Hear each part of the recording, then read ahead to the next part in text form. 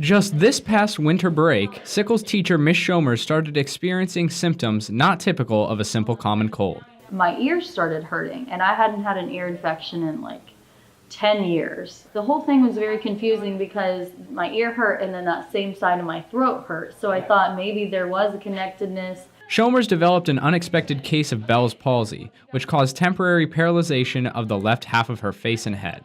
Long story short, I ended up missing 3 weeks of work for just trying to recover and regain my strength. Thankfully, while she was away from school, coworker Miss Cassabang was on call to pick up some slack.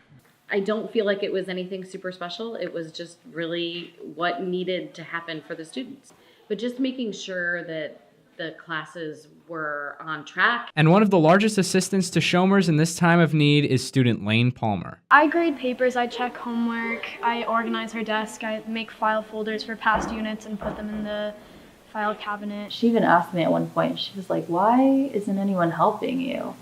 Kind of instead of asking, she was just like put herself there and was like, "What do you need me to do?" Lane is not a teacher's assistant and is therefore not required to devote all of this time to help Schomer's.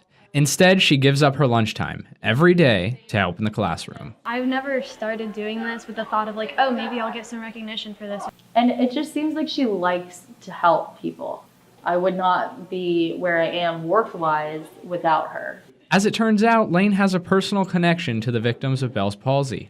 Last year my dad had it, and so I'm pretty familiar with the things you have to do to take care of yourself and how hard it actually is. Along with the help from coworkers and students like Lane, Schomer's classes are still on track and she is set for a speedy recovery.